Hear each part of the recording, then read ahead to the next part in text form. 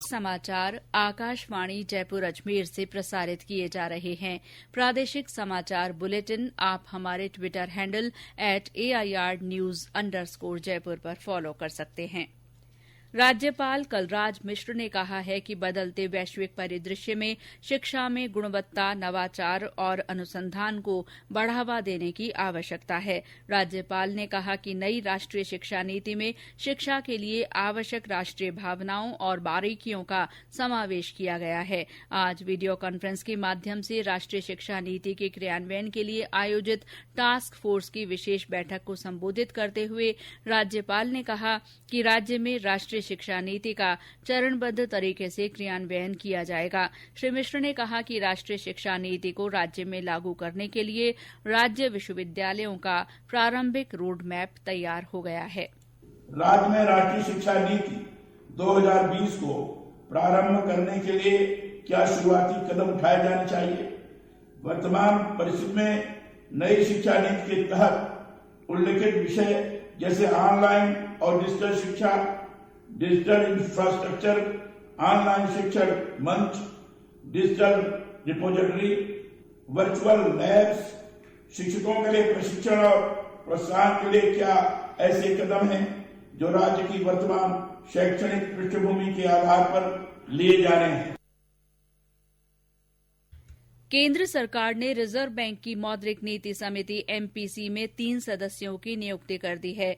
3 जाने माने अर्थशास्त्रियों अशिमा गोयल, जयंत आर वर्मा और शशांक भिड़े को एमपीसी का सदस्य नियुक्त किया गया है। इन सदस्यों की नियुक्ति चेतन घाटे, पामी दुआ और रविन्द्र ढोलकिया के स्थान पर की गई है। एमपीसी में नई नियुक्तियों के बाद रिजर्व बैंक ने कहा है कि समिति की अगली बैठक कल से शुरू होकर 9 अक्टूबर तक चलेगी। भीलवाड़ा जिले के सहाड़ा से विधायक कैलाश त्रिवेदी का आज तड़के निधन हो गया। त्रिवेदी का गुड़गांव के निजी अस्पताल में उपचार चल रहा था। वे 65 वर्ष के थे। त्रिवेदी को पिछले महीने उपचार के लिए जयपुर के एसएमएस अस्पताल में भर्ती करवाया गया था। उनके कोरोना वायरस से संक्रमित होने की पुष्टि हुई थी। बाद में उनकी रिपोर्ट नेगेटिव आई, लेकिन फेफड़े संबंधी अन्य दिक्कतों के चलते उनकी हालत बिगड़ गई। बाद में उन्हें गुड़गांव के अस्पताल में भेजा गया। मुख्यमंत्री अशोक गहलोत ने त्रिवेदी के निधन पर शोक व्यक्त करते हुए उनके परिजनों के प्रति संवेदना जताई है। प्रदेश कांग्रेस अध्यक्ष गोविंद सिंह डोटासरा, पूर्व उप मुख्यमंत्री सचिन पायलट, चिकित्सा और स्वास्थ्य मंत्री डॉ रघु शर्मा सहित अन्य नेताओं ने भी त्रिवेदी के निधन पर शोक जताया है।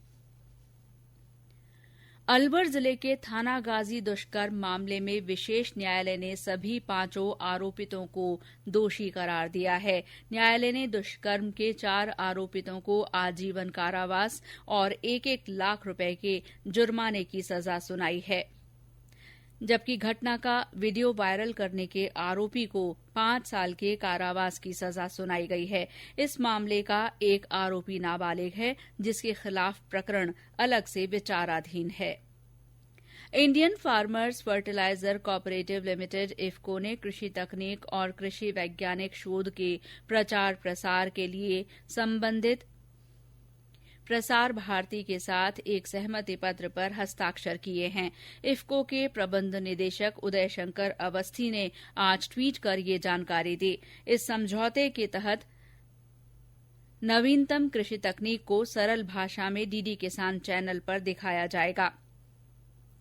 इस अवसर पर केंद्र सरकार के प्रधान वैज्ञानिक विजय राघवन और प्रसार भारती के कई वरिष्ठ अधिकारी मौजूद थे। श्री राघवन ने इस समझौते को ऐतिहासिक बताते हुए कहा कि इससे खेती बाड़ी की तकनीक गांव-गांव तक पहुंच सकेगी और किसानों की आय में बढ़ोतरी होगी। भरतपुर शहर की जन उपयोगी सेवाओं का डिजिटल मैप तैयार करने के लिए ड्रोन की मदद ली जाएगी। इसके साथ ही आमजन की सेवाओं का डाटा भी सभी विभागों के लिए लिया जाएगा। इसके लिए ड्रोन सर्वे शुरू किया गया है। ड्रोन सर्वे का शुभारंभ आज चिकित्सा राज्य मंत्री डॉ सुभाष गर्ग ने लोहागढ़ स्टेडियम से किया। और अंत में मुख्य समाचार एक बार फिर।